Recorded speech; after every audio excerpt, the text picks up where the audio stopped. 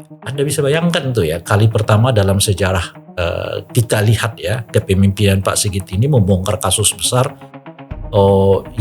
yang tiba-tiba lompatnya itu ke elit gitu loh. Ada sekitar 12 titik kan yang sempat digeledah saat itu. Cuma yang besar itu kan 2 kafe dengan rumah yang disentul. Ya, yang disentul itu yang besar. Yang lain-lainnya juga katanya ada di 12 titik yang digeledah oleh kepolisian itu. Oh, jadi dapatnya harusnya lebih gede dari itu. Kok tiba-tiba Jampitsus kemudian yang digeledah gitu? Karena momentumnya ada Jenderal Bintang 3 Bintang 1 ya. Yang ditetapkan oleh kejaksaan sebagai tersangka gitu. Dan ingat, Pak Sigit ini sangat dekat dengan Pak Jokowi kan. Karena Sigit ini seringkali disebut adalah tanda kutip ya orangnya Pak Jokowi gitu. Tapi saya yakin Pak Prabowo tahu niatan Pak Sigit untuk melakukan penggerbekan atau penggeledahan apapun itulah namanya. Pak Prabowo pernah bilang tuh, saya tahu tuh bunker-bunkernya, berangkas-berangkasnya di mana. Jadi saudara-saudara yang punya bunker-bunker disembunyikan, nanti kita ketemu juga kekayaanmu, saudara-saudara.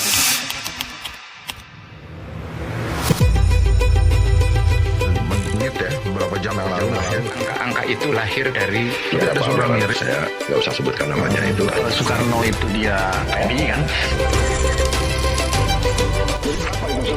Misalnya kalau kita mau pindah ke taman ya cuma dapat 30. Kalau sekarang kayak kalau ke Jogja jadi tinggal pilih. Makin tertutup, makin mudah bersujudlah di kaki ibumu.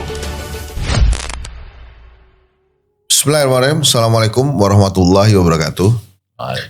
Teman-teman semua, saya gembira betul hari ini. Ray Rangkuti, sahabat saya ini akhirnya berhasil sampai di lembaga survei Kedai Kopi. Sibuk warawiri. Terima kasih Bang Ray. Sama-sama. Jadi sibuk apa Bang Ray? Ya begitulah warawiri.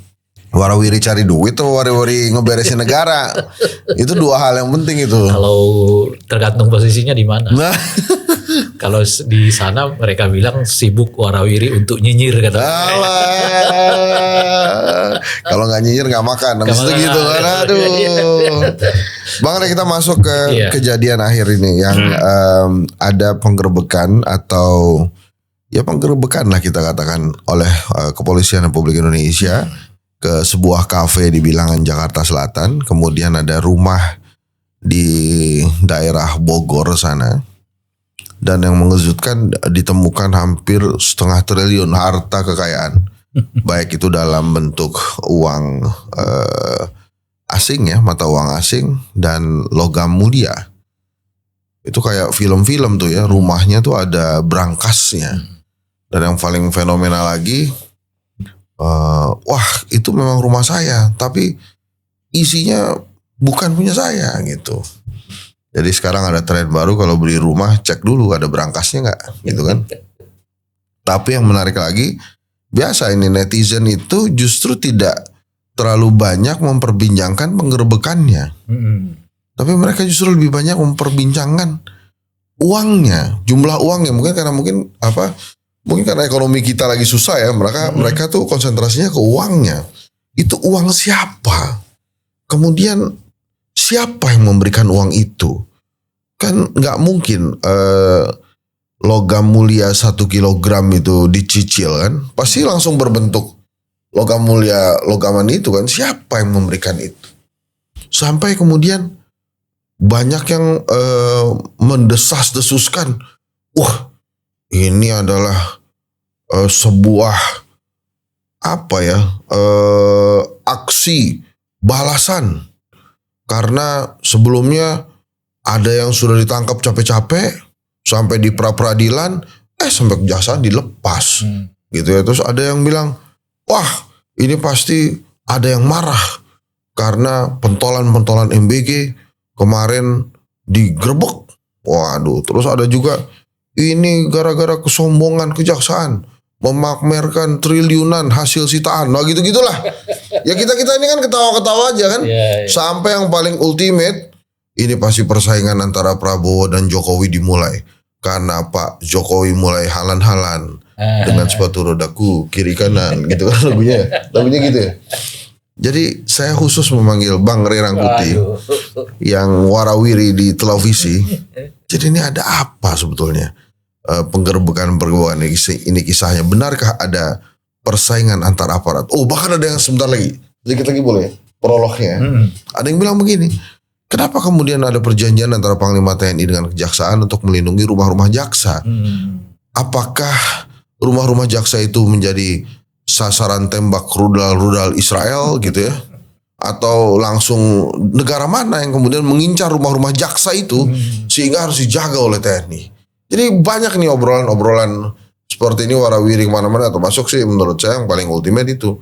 Kenapa kok bisa ada tuduhan inilah dimulainya kompetisi antara Prabowo dan Jokowi yang mulai pisah jalan. Aduh, macam-macam lah. Kita dengerin aja Bang Rey ngomong apa ya. Ayo Bang Rey. Jadi politik ya? Ya, walaupun ya itu ya, harusnya hukum gak ditarik ke politik. Harusnya kan begitu.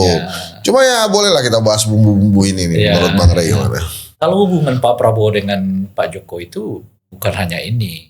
Saya kira sejak dari 6-7 bulan yang lalu saya sudah mengisyaratkan bahwa hubungan antara Pak Prabowo dengan Pak Jokowi itu sudah mulai retak, istilah saya saat itu. Jadi belum pecah, tapi dia retak gitu. Retak itu ya menuju ke arah pecah tentu saja kan. Dia mungkin pecahnya itu 2028. Ya, di mana kemungkinan Jokowi dengan Pak Prabowo akan berbeda jalan gitu. Misalnya ketika Pak Jokowi sudah mulai jalan-jalan ini kan, salah satu yang saya lihat faktornya kenapa beliau mulai dengan kondisi seperti sekarang ya, kondisi beliau gitu ya, tapi terus mau jalan-jalan juga itu karena dugaan saya atau analisa saya merasa Gibran ini hanya punya kans 30% digandeng oleh Pak Prabowo 2009 datang. 30%. 30%. Itu angka besar loh. 30% itu. Tapi 30% itu kan bukan 70%. Oh iya. Enggak, tapi kalau Bang Rey meramalkan 30% itu menurut saya angka yang lumayan tinggi. Iya, bisa tinggi kalau sekarang ya. Tapi kita nggak tahu apakah akan makin meninggi atau justru sebaliknya akan makin menurun gitu. Seiring dengan waktu tentu saja gitu. Tapi kalau misalnya sekarang ini ditanyakan ya lebih dari 30%. Makanya Pak Prabowo mungkin akan cari pasangan yang lain kan gitu ya. Dan oleh karena itulah kelihatan Pak Jokowi sudah mulai memaintain setidaknya 2 skenario kan.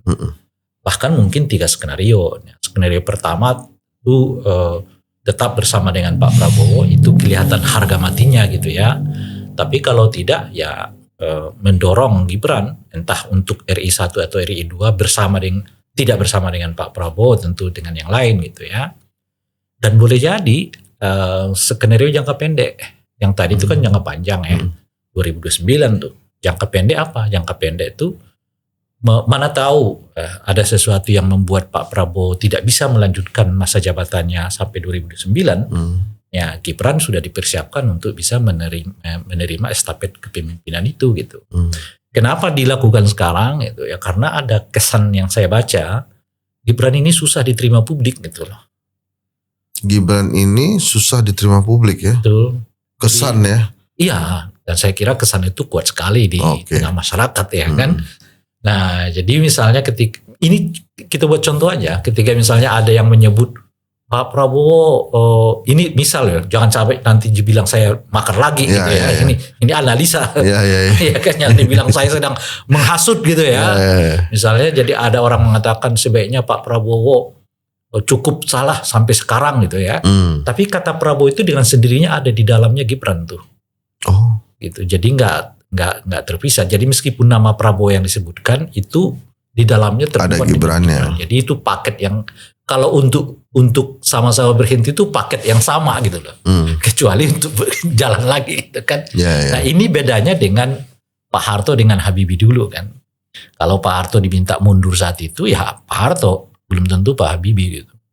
Hanya Pak Habibie kan lanjut lagi setelah beliau itu gitu. Nah sekarang kelihatan tuh tiap orang berbicara Pak Prabowo yang negatif ya di dalamnya itu ada Gibran gitu. Itu kelihatan. Itu jangka pendeknya sih menurut saya. Nah tentu pertanyaannya adalah apakah ini semua dibaca oleh Pak Prabowo? Ya jelas dibaca oleh beliau gitu ya. Nah oleh karena itulah mungkin ya tentu saja tarik menarik politik mulai terjadi. Nah, kalau lebih jauhnya nanti mengalirnya kemana, boleh jadi ke peristiwa yang sekarang ini gitu loh. Ya. Nah, gimana? Gimana? Jadi apakah Bang Rey akan membantah bahwa peristiwa yang terjadi sekarang ini sebetulnya adalah salah satu kompetisi antara Jokowi Prabowo? Ya, tentu butuh waktu untuk benar-benar kita katakanlah kita secara meyakinkan itu sebuah analisis gitu ya. Tapi begini yang mau saya katakan tuh kan,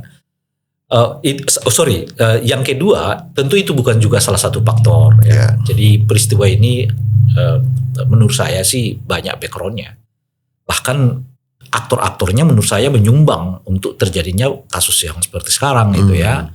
Nah misalnya apa gitu ya, misalnya kalau kita mulai dari Pak Prabowo, ya salah satu sumbangan Pak Prabowo masuk sehingga terjadi kasus seperti sekarang adalah karena tidak dengan disiplin menjaga setiap aparatur negara itu pada tupoksinya masing-masing gitu. Ini kan selang-seling kan, tentara masuk ke mana, polisi masuk ke mana gitu ya. Nah, sehingga terjadilah seperti yang kita lihat saat ini gitu. Nah kalau di sumbangsih dari Pak Prabowo yang lain itu adalah menurut saya tetap mempertahankan Pak Sigit sebagai Kapolri dengan pengalaman yang sudah hampir 40 tahun gitu ya, dan itu apa istilahnya itu ya, membadi di dalam institusi polisi. Lama-lama orang polisi melihat ya polisi itu ya Sigit gitu kira-kira itu ya. Nah yang ketiga adalah kalau diturunkan sedikit, nah tentu saja kepada Kapolrinya sendiri. Kapolrinya sendiri punya keperluan menjaga apa atau tidak gitu. Nah kalau kita lihat peristiwa yang sekarang ini kan bagi saya sih agak menarik juga ya, meskipun positif gitu. Positifnya itu apa ya, mereka bisa membongkar kasus batubara kan, blackout itu kan. Tapi Anda bisa bayangkan tuh ya, kali pertama dalam sejarah kita lihat ya, kepemimpinan Pak Sigit ini membongkar kasus besar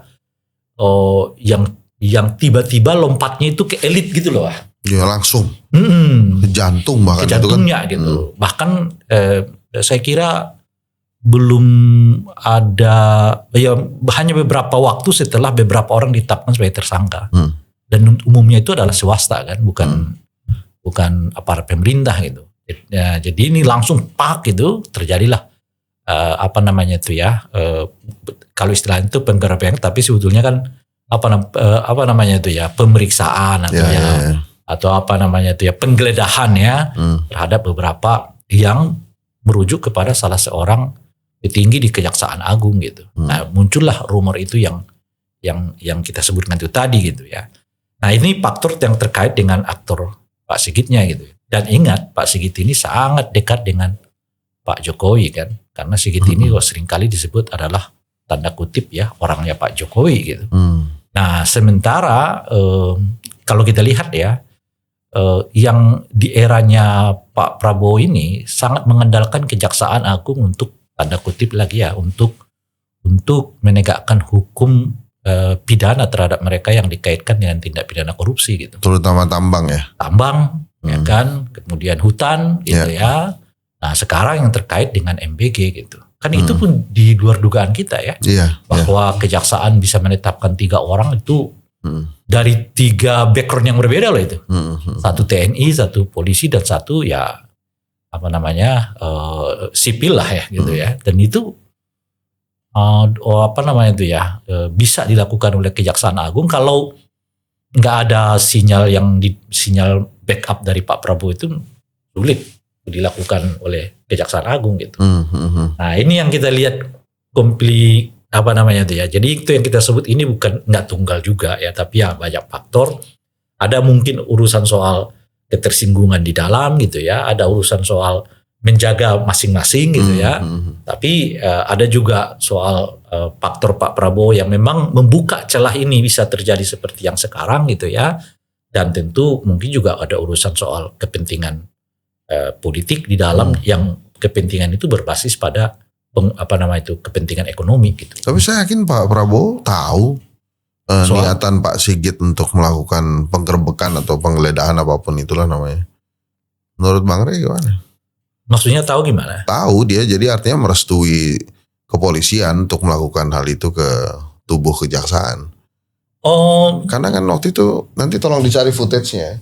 Pak Prabowo pernah bilang tuh, saya tahu tuh bunker-bunkernya, berangkas-berangkasnya di mana. Jadi saudara-saudara yang punya bunker-bunker disembunyikan, nanti kita ketemu juga kekayaanmu loh. Saudara-saudara. tapi jangan lupa kemarin Pak Prabowo juga mengatakan jangan jadikan hukum sebagai alat politik balas dendam loh. Ya. Ya mungkin dia udah tahu niatan itu gitu. Ya jadi mungkin dia tahu bunkernya, tapi terus kasih tahu, tapi lu jangan balas dendam ya. Lo boleh grebek nih, tapi bukan tentang balas dendam. Gitu kan, bisa jadi begitu kan. Jadi kita nebak-nebak terus nih. Kalau kita sebut tadi tuh ya, Bung Hersat ya, ini kan agak menarik nih polanya gitu. Agak jarang ini terjadi dalam proses penegakan hukum korupsi gitu. Di mana aktor keempat kelimanya ditetapkan lalu masuk langsung. Gitu. Itu melompatnya itu luar biasa. Biasanya tuh pelan-pelan, tuh bahkan mungkin disebutkan namanya dulu di pengadilan lah ya, lalu dan dipertontonkan gitu loh. Sementara yang ditetapkan tersangka ini kita nggak tahu kapan juga digeledah juga. Jadi ini Prabowo-nya yang cerdas atau sehingga kita tidak bisa membaca arahnya gimana tuh? Menurut saya begini. Saya nggak melihat ini Pak Prabowo yang cerdas gitu. Yang saya mau katakan tuh ini sudah lost. Gitu. Nggak boleh jadi malah ini nggak diduga oleh Pak Prabowo sampai peristiwanya kayak begini. Ingat ya, Pak Prabowo itu bukan tipikal orang yang orang yang mau melihat carut marut gitu loh. Tipikal Pak Prabowo itu kalau kalian pun mau melakukan sesuatu itu tetap dalam kerangka yang disebut dengan harmoni. Itu kan selalu kata Pak Prabowo itu. Kalau di depan orang, kali aja kalau di belakang ternyata maunya saya begini. Kira itu pola yang cukup. Ya, itu udah saya kira ya kalau saya baca Pak Prabowo itu udah pola yang sangat masuk di dalam hati dan pikiran beliau itu. Jangan ribut. Nah, itu kan turunan dari stabilitas era Orde Baru itu gitu loh Pak. Yang kebawa sampai sekarang. Jadi Pak Prabowo itu tipe orang yang kecenderungannya itu nggak ingin melihat ada orang bertengkar gitu loh kira-kira tuh. Tapi itu 1,5 triliun gede loh Mas. Oh iya, setuju saya. Dan apalagi banyak yang mengatakan bahwa sebetulnya titiknya bukan cuma 2, tapi ada beberapa titik lagi katanya. Yang bisa digeledah. Kan kalau ada sekitar 12 titik kan yang sempat digeledah saat itu. Cuma yang besar itu kan 2 kafe dengan rumah yang disentul. Yang disentul itu yang besar. Yang lain-lainnya juga katanya ada di 12 titik yang digeledah oleh kepolisian itu. Oh, jadi dapatnya harusnya lebih gede dari itu. Ya, kita nggak tahu ya, makanya. Tapi yang menurut saya begini, kalau saya sih yang menarik bagi saya tuh ya, di luar soal penegakan hukumnya, adalah proses ini kok cepat sekali ke sana gitu. Itu bagi saya menarik gitu. Yang kedua, lalu dipamerkan, dipertontonkan sedemikian rupa gitu. Saat dimana kita belum mendengar dengan tegas siapa sih tersangkanya gitu.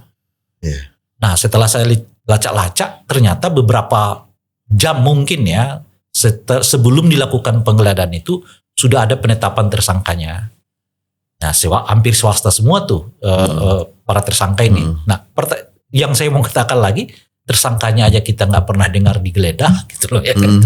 Lalu tiba-tiba ini digeledah dengan pertunjukan yang cukup masif gitu. Tapi yang tidak kalah menarik adalah mari kita analisa kehebohan komunikasi di belakang itu. Ada yang mengatakan bahwa Jampitsus ini sedang melawan oligarki, sedang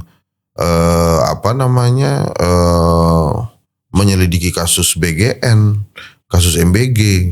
Ini jangan-jangan memang oligarki fight back ini gitu. Itu kan menarik, itu beredar loh di media sosial, perlawanan komunikasi seperti itu. Itu yang saya sebut tadi Bung Hensat ya, di luar soal bahwa ada kemungkinan yang seperti itu, apa yang terjadi ini ya positif dalam kerangka pemberantasan korupsi, itu maksud saya ya. Nah, benarkah maksud saya begini, apakah dana yang sekarang disita oleh kepolisian itu bersumber dari dana yang tidak halal gitu yang dengan sendirinya terindikasi hasil dari kejahatan korupsi ataupun mungkin barang sitaan yang tidak diserahkan kepada negara ya, macam-macam lah gitu. Nah, kalau itu kejahatan itu satu hal yang harus kita jaga. Jangan sampai kemudian mendem gitu loh.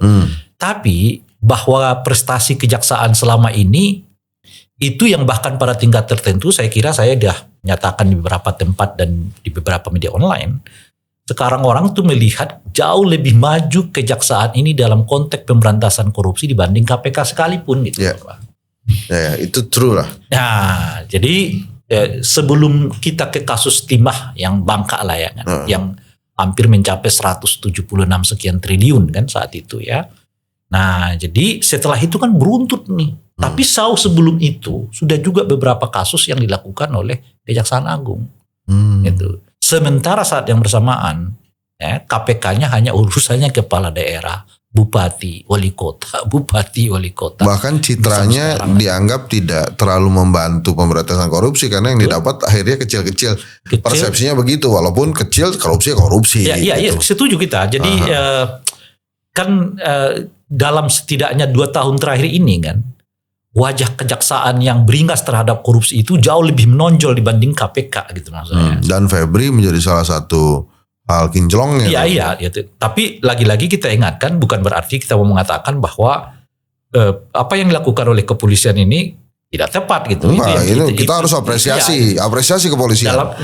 Cuma dalam kerangka penegakan hukum ini jangan dibaluti oleh kepentingan-kepentingan yang politis tidak tepat atau yang berbasis pada kepentingan yang mengutip Pak Prabowo itu adalah balas dendam misalnya. Ya. Ini juga ada yang mengatakan, wah ini pengalihan isu. Nah, makanya saya begitu, ini sebenarnya gara-gara biasalah kan kita ini kalau di mana-mana ditanya.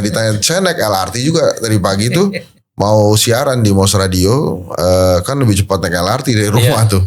Ditanya juga gitu, Bang ini pengalihan isu nih saya pikir-pikir pengalihan isu apa yang rame ya.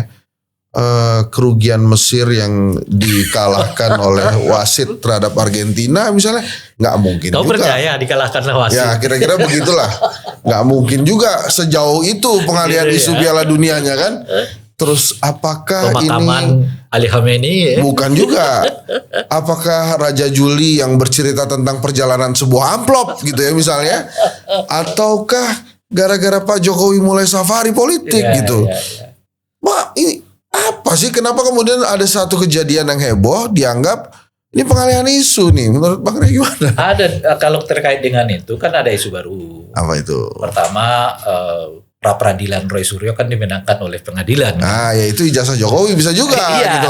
Terus apa lagi? Pada tingkat tertentu itu juga mengkritik kinerja kepolisian kan. Ya itu makanya dianggap menangkap terus dilepaskan kejaksaan. Sebelumnya itu juga kan sidang terkait dengan dugaan pelanggaran undang-undang ITE dengan pencemaran nama baik Bu Tifa kan ditunda karena karena ternyata ini macam-macam lah.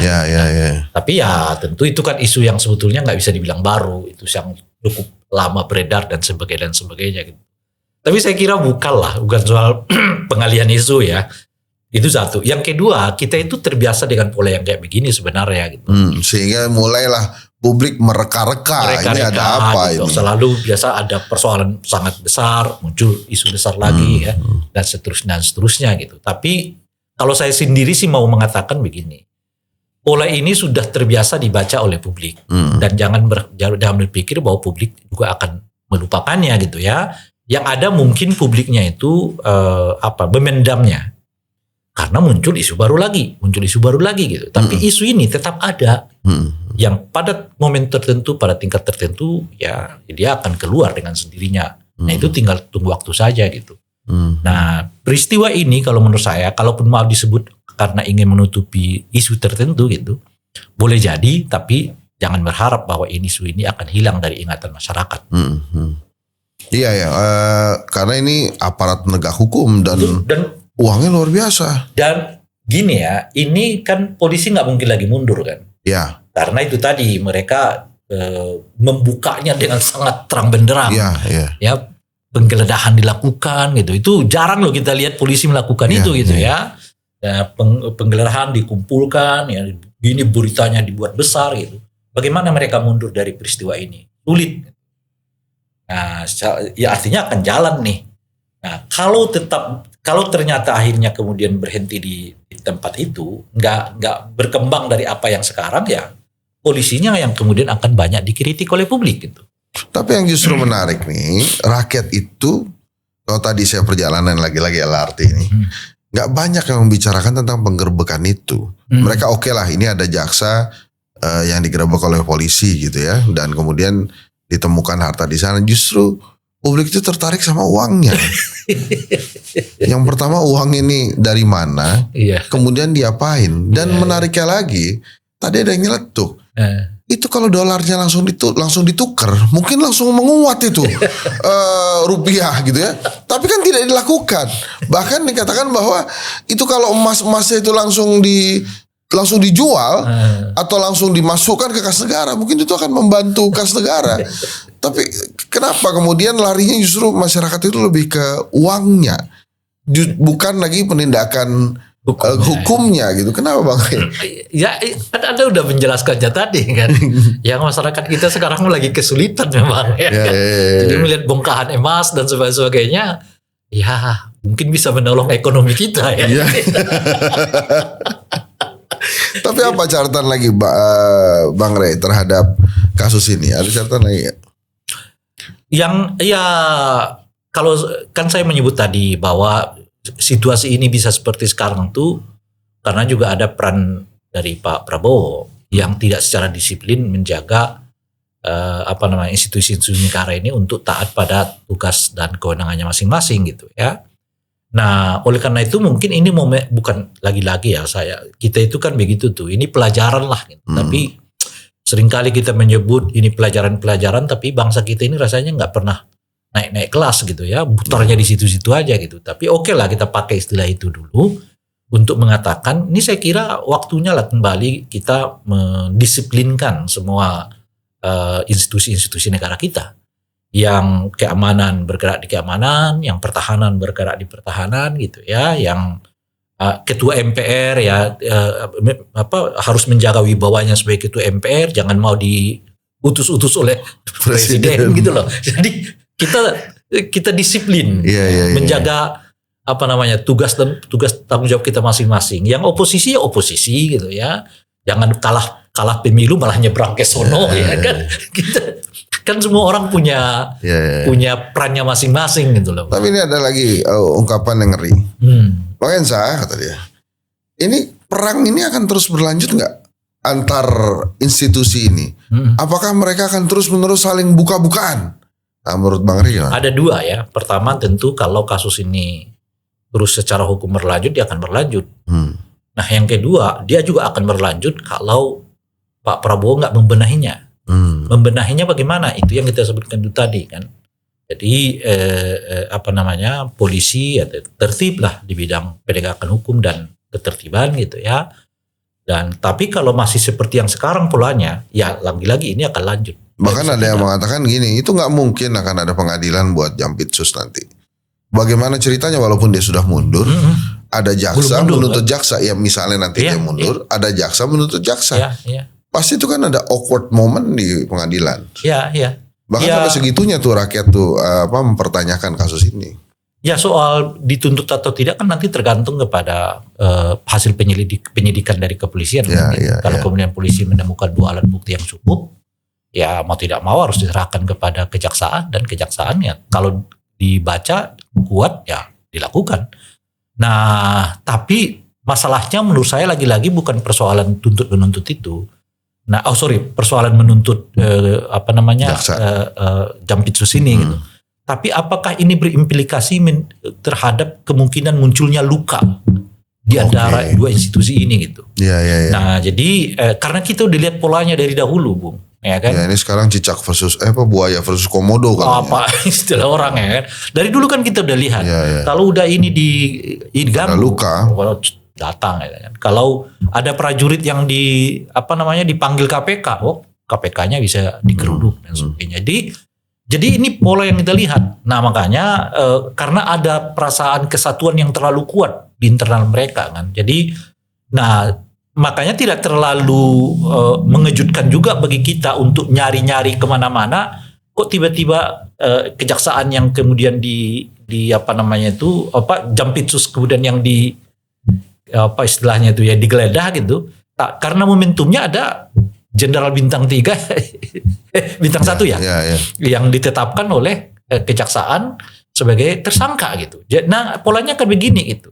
Jadi boleh jadi ini berlanjut atau tidak berlanjut, tapi luka di antara mereka sudah terjadi gitu. Dan kita kan baca ya di beberapa media sosial yang menyebut ada surat yang kejaksaan mulailah melakukan investigasi soal ini soal itu dan seterusnya. Yang zoom yang bocor dan sebagainya, itu entah benar atau tidak, tapi bagi saya itu bukan benar atau tidak, tapi luka ini akan terjadi kalau tidak segera dibenahi oleh Pak Prabowo itu. Oke. Ini Bang Rey jelas-jelas menyebutkan luka ini harus diperbaiki oleh Pak Prabowo. Iya. Karena dua-duanya di bawah institusi, jelas-jelas di bawah pimpinan, strukturnya di bawah presiden. Oh, tidak menyebut Gibran ya. Udah Bang Rey jangan ketawa kita.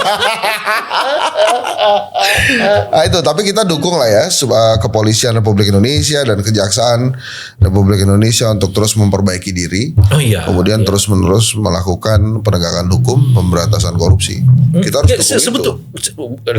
Salah satu cara kita mendukungnya itu kan, kalau saya meminta supaya polisi nggak ikat cawe-cawe MBG. Ya. Dia harus profesional sebagai aparat penegak hukum dan juga aparat keamanan. Iya, karena supporter bola juga sudah menyanyikan tugasnya polisi itu mengayomi, tidak berbisnis MBG dan lain-lain. Ya setuju lah, gitulah. Ya. Itu tadi bagian pertama bersama Bang Rey Rangkuti. Saya akan sambung di bagian kedua. Kalau 2024 Pak Prabowo yang bersusah payah ngelamar Gibran, ya sekarang ya Pak Jokowi. Dan oleh karena itulah beliau keliling sekarang itu untuk tetap menaikkan popularitas dirinya yang berimplikasi nanti kepada Gibran. Dengan cara begitu tetap akan dilirik oleh Pak Prabowo gitu.